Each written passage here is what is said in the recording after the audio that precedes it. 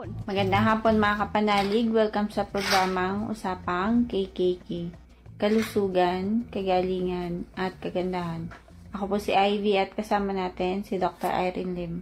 Para po sa inyong mga katanungan, maaari po kayong mag-text sa 0922-875-2899, 0925-896-1689 at 0917-810-6169. Para po sa may mga YouTube at Facebook, pwede niyo po hanapin si Dr. Type niyo lang po ang Dr. Irene Lim. Gandang hapon, Dok. Magandang hapon pong muli sa inyong lahat at welcome po sa ating talakayan sa Usapang KKK. Ang inyong pong lingkod, si Dr. Irene Lim, ang magbibigay na naman po sa inyo ng panibagong kaalaman. And always remember that knowledge is power. Ligtas ang may kaalaman. And when you lose your health, you will lose everything. Paki-like po, paki-share, and paki-click po yung notification bell para ma-alert po kayo pagka may bagong upload po tayo. And pwede nyo hong hanapin dyan yung mga na-miss out nyo pong episode at yung mga episode pong gusto nyo pong balikan at ulitin. And for our announcement, so makiagaw na po kayo hanggat may stock pa ho ng anti-aging and whitening soap. Available po ito sa Shopee. Look for Ivy Anti-Aging and Whitening Soap. Anti-aging, nakakabanat to, nakakabawas ng wrinkles, and nalilift po yung inyong skin. Whitening, so ayun ho, lamang po ang maputi kahit pareho ho kayong maganda. And ayun po, hindi ho nakaka-dry ng skin. Mostly ang mga whitening soap nakaka-dry ng skin at kadalasan ho, kailangan ibabad nyo pa yung skin ninyo ng ilang minuto. Ito ho, hindi. Kahit balnawan nyo agad, immediately you can see the result and compare it to the other part. But of course, kung ibababad nyo ho, ay lalo na ho mas maganda ang effect. So, kailangan ho, bigyan nyo ng espesyal o iregalo nyo sa sarili niyo ang espesyal na sabon. Huwag nyo naman pong gamitan ng sarili ninyo ng mga harsh soap. Nag-iedad na nga ho kayo or may edad na nga ho, ay gagamitan nyo pa ho ng matatapang na sabon wherein lalo hong magdadry yung skin nyo. Pag mas dry ho ang skin ninyo, lalo ho kayong iitim. Wala hong kaglow-glow ang inyong skin. So, alam nyo ho, yung katawan natin, tuwang-tuwa din ho sila, pati mga cells natin. May consciousness po lahat ng cells natin. Kapag ka ho binibigyan natin sila or ginagamitan natin sila ng mga espesyal na bagay. So, syempre ho, ang ibabalik din sa atin ng sarili nating cells is what? Good feeling, so good health, kasi alam niyang inaalagaan niyo siya. And especially, ibinigay ho sa atin ito ng Diyos, ating health, yung ating physical body. So, kailangan pong alagaan natin yan. Hindi lang ho kasi natin na-appreciate pagka ho tayo ay nasa good health. Nakakaalala ho tayo sa ating katawan pagka ho nagkakasakit. So, very affordable naman ho ito. Regalo nyo na po sa sarili ninyo ang anti-aging and whitening soap. And for our check-up, ayun po. So, extended po para sa inyo but only for 1 week hanggang April 7 lamang po. In-extend po ang free check-up, free urine and sugar testing kasi ho may mga humahabol pa po. Ito ho, pagka hindi nyo pa rin talaga nahabol, talaga ho nasa inyo ang pagkukulang. So, in-extend po para sa inyo. So, maximize nyo na po. And, ayun po, no, yung promo package po na if you buy 2, yung pangatlo ho is already free. If you buy 2 detox, libre ho ang blood cleansing or vector scan. If you buy detox, blood cleansing, vector scan is free. Then, mas maganda ho ito kaysa sa dating promo kasi ho dati discounted lang. Ngayon ho free yung pangatlo. And yung atin pong high dose vitamin C, syempre ho, extended po yan, di ba? So, maximize nyo po yan kasi ang naka-high dose vitamin C po, malakas, gumaganda, pumuputi, napipino ho ang skin. In short, mag-glow ho kayo. And functionally for health, meron ho siyang antimicrobial effect, meron ho siyang anti-cancer effect. So, kaya ho sa US, ginagamit ho ito sa hospitals. And ito ho ay i-prepaid nyo na habang naka-discounted po siya. Wala hong expiration kung kailan nyo gustong gamitin. Plus, hindi lamang po yun, pwede nyo ho itong ipangregalo. So, kasi ho, transferable siya. So, yung atin hong vector scan, marami ho siyang benefit. Lalo na ho kung may mga lahi kayo ng cancer, malalaman nyo ho ahead of time kung kayo ho ay kandidato kasi makikita ho natin yung 3 root cause. Kung lahi naman ho kayo na may stroke and heart attack, so makikita na ho natin ahead. May protocol ho tayo aside from aside from the high dose vitamin C. And nakakapatay ho ito ng cancer cell by blasting the microscopic cancer cells.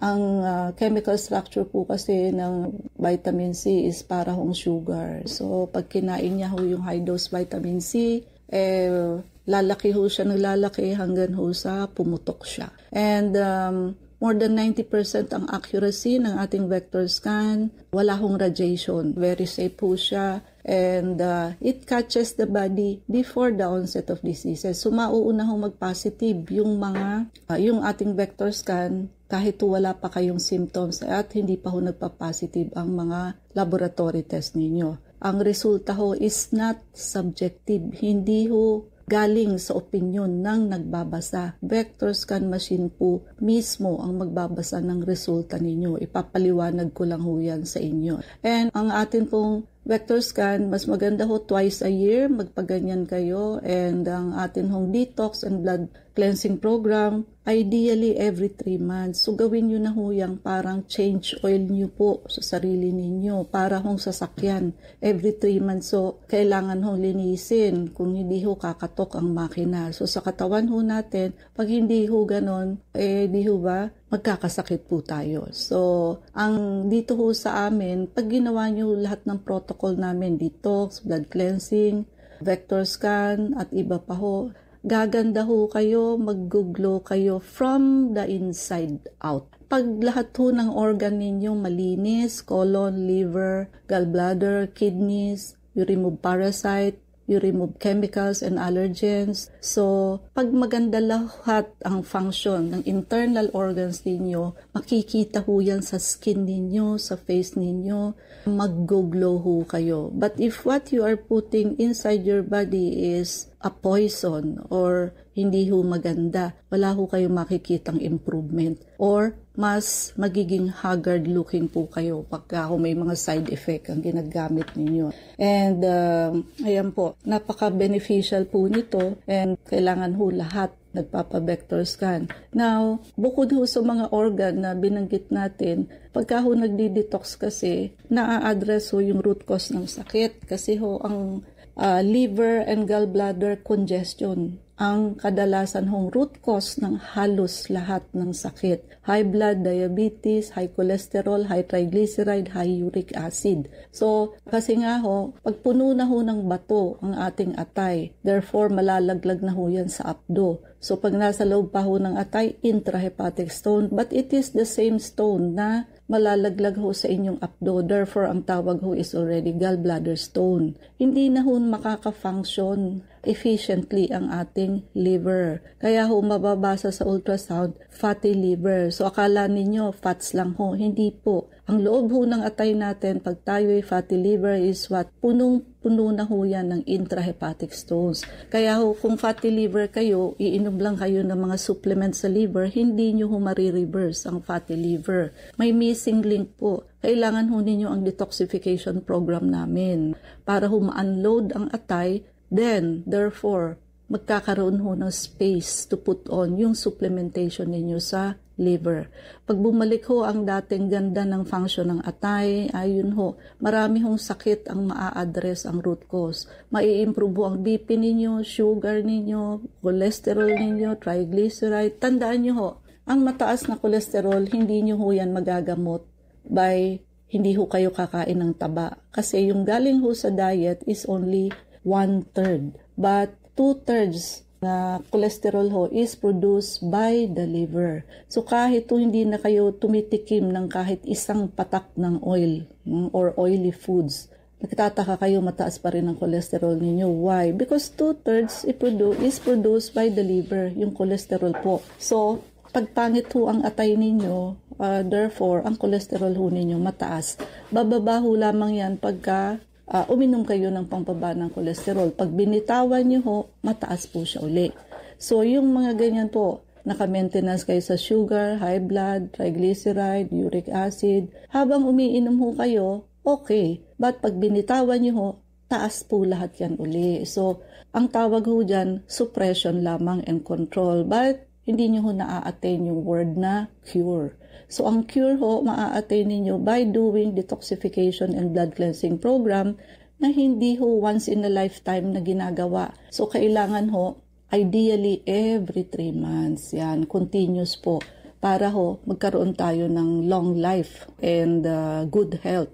Blood cleansing, of course, mahahydrate po yung katawan, mawawash out ho yung mga dumi, so yung mga toxin, and maibabalik ho natin yung ganda ng circulation natin, which is, pag maganda ho ang circulation, nakaka-circulate ho ang ating dugo 7 times in an hour, from head to toe. Kasi ho, hindi malapot yung dugo, yung dadaanan, hindi ho masikip. Pero kapag ka ho yan, sticky blood, so maraming bara sa gilid, ay siguro mga 3 to 4 times lang ang delivery from head to toe. Pagka ho ganun, kulang ho ang nare-receive na oxygen and nutrition ng ating ibang parts of the body. Ang demand ho is what? 7 times delivery. Pero ang naibibigay nyo ho is what? 3 times or 4 times delivery lamang. So it is not enough. Sa umpisa ho, wala pa. But later on ho, saka nyo ho mararamdaman ang mga sakit. Kung alin po ang weakest organ ninyo, yun po ang magkakasakit dyan. So, kaya yung magandang circulation is a big part of having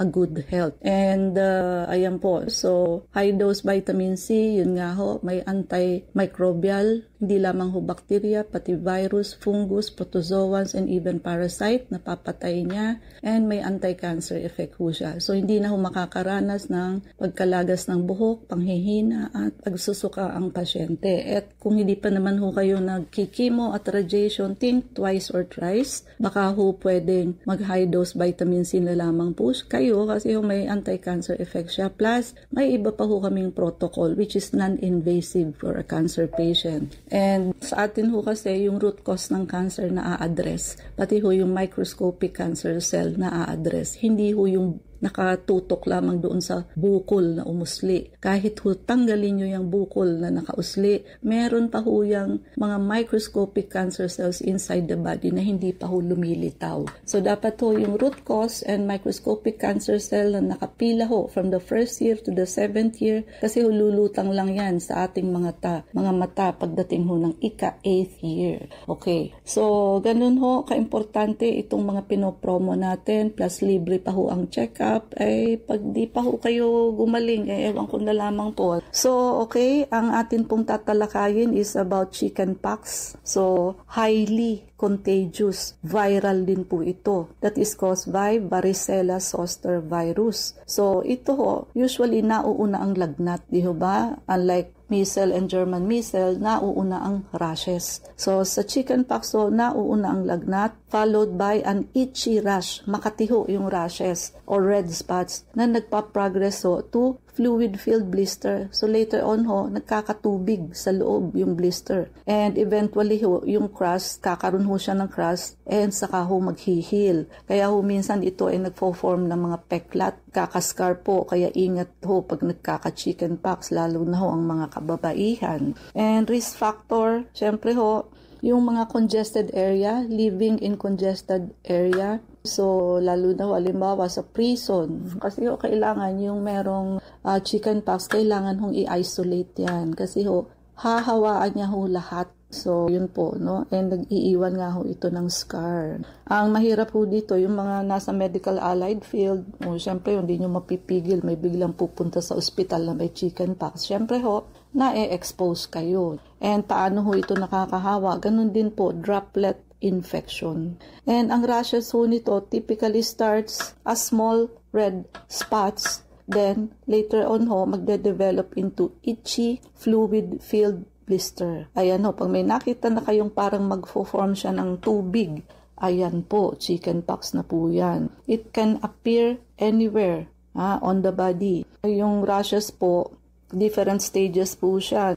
Papule po siya. Pag papule, hindi ho macule, ang papule nakaangat, raised bumps. Then later on ho, yung papule magiging vesicles. Ibig sabihin fluid-filled blister. Later on ho, magkakaroon ng scabs or crust. And later on ho, tsaka ho magda-dry up and heal. Mas nakakahawa ho or mas contagious ang chickenpox pagka ho pagaling na. And ang chickenpox ho, ang pattern niya is more on from the inside out. Di ho ba ang measles and German measles galing ho sa taas, pababa.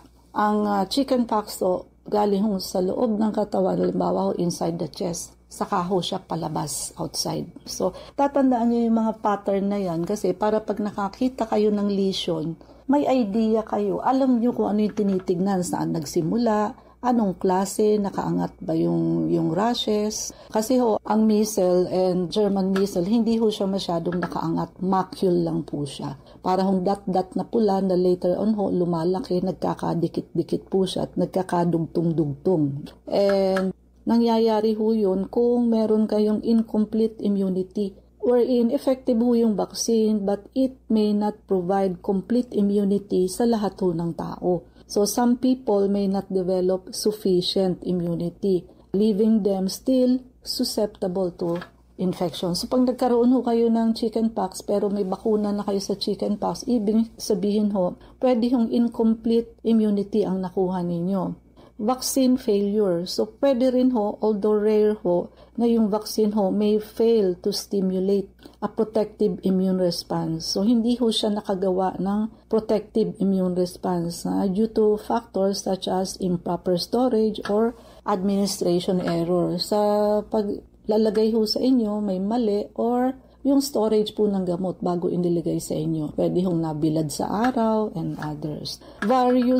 Virus strain variation. Yung varicella zoster ho kasi can undergo mutation. Lahat naman ho ng bacteria, virus, and others may undergo mutation leading to emergence of new strain that may be less effective targeted by the vaccine. Yun nga po. So, syempre ho, yung vaccine dati pa ginawa. Diba yun nga ho ang danger kapag ka ho hindi nasisimot kahit na ho anong virus or bacteria. O halimbawa ho, may pinainom sa inyong gamot like Zovirax, pang chickenpox ho yan. Ang sabi ng doktor sa inyong inumin nyo 10 to 14 days.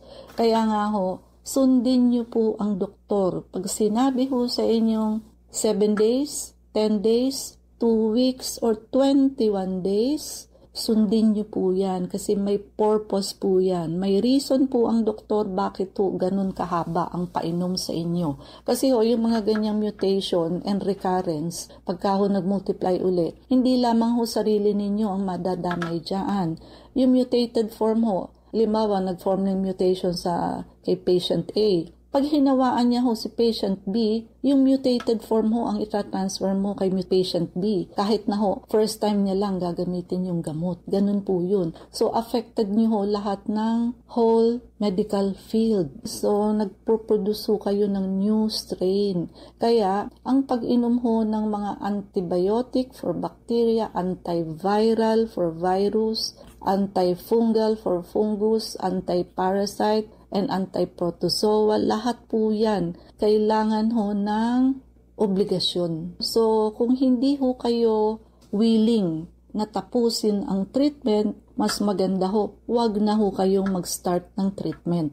At least ho, walang mutated form or recurrence na mangyayari. Mas pangit pa ho, yung naggamot kayo, binitin nyo lang, hindi nyo tinapos. Mas bad ho yun. Kasi ho, pag nag-form kayo ng mutation, lahat ho, magiging affected ho doon sa ginawa ninyo, doon sa bagong strain na naman. So, nakakadamay ho kayo ng harm sa ibang tao. Like ang anti-TB drugs, dati ho wala namang mga resistant strain dyan. Ngayon ho, marami na hong resistant strain. And of course, ibig sabihin ho, yung ganyang principle, nangyayari ho yan kahit sa mga virus or viral infection. But of course, if you are always doing detox and blood cleansing program, ideally every 3 months. Kahit ho lahat na may chickenpox, kayo ho, ang lakas ng resistensya nyo, hindi ho kayo nahahawaan. Hindi ho kayo basta-basta mahahawaan kasi malakas po yung katawan ninyo, malinis ho yung katawan ninyo,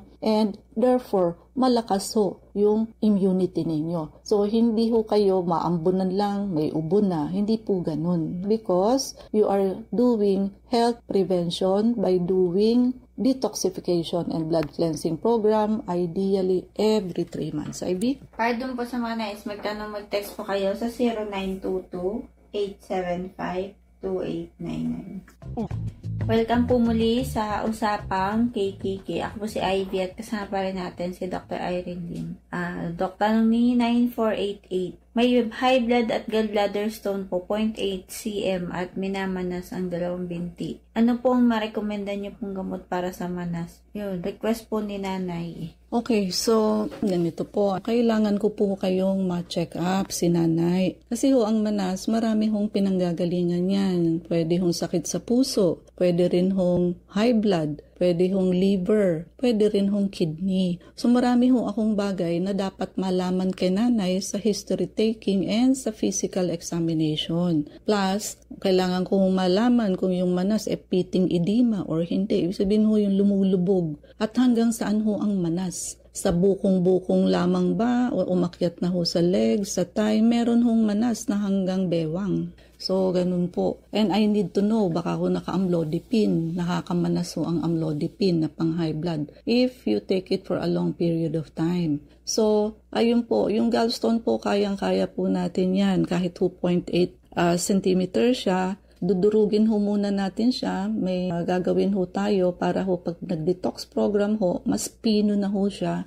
Sasama na ho siya sa inyong bowel movement. Tapos ho, makikita nyo yan nakalutang sa bowel para hong mga green peas. And kadalasan ho, pinapapicturean namin yan sa pasyente para po makukompare nila yung first detox nila dun ho sa pangalawa, pangatlo, so on and so forth. No? So, walang tayong oras. Mangyari po lamang na kayo'y magpalista kung kayo'y magpapacheck up. So, Unit 1101, Clinica Medica 101, Centuria Medical Makati, Salamanca Street, Corner, Kalayaan Avenue, Makati City. So, ang landmark po natin is along Makati Avenue, yung corner General Luna Street. So, everyday ho bukas ang clinic, pati na rin ho Saturday and Sunday, and even holidays. Kailangan lamang ho magpalista kayo ahead. Ivy? Pwede po kayong tumawag sa 546-9412, 0922-875-2899. Pwede rin po kayong mag-text sa 0925-896-1689 at 0917-810-6169. Prevention is better than cure and health is the best investment. Regaluhan niyo po ang inyong sarili ng pagpapacheck up para huma-auscultate namin ang likod ninyo. Maagapan ho kung kayo ay may walking pneumonia since wala nga ho siyang ka-symptoms. But it is deadly and fatal. So, lalo na ho if you are elderly and diabetic. Yan ho ang kadalasang merong walking pneumonia. And sabayan nyo na ho ng pagpapadetox, blood cleansing, vector scan. Kasi yan hong dalawang procedure na yan na mag-a-address sa root cause ng halos lahat ng sakit. Lalo na ho ngayon na in-extend po namin ang free check-up, free urine and sugar testing. So, ayan po. Kadalasan ho kasi ang dalawang procedure na yan ho, diyan nyo ho masusukol ang root cause ng halos lahat ng sakit.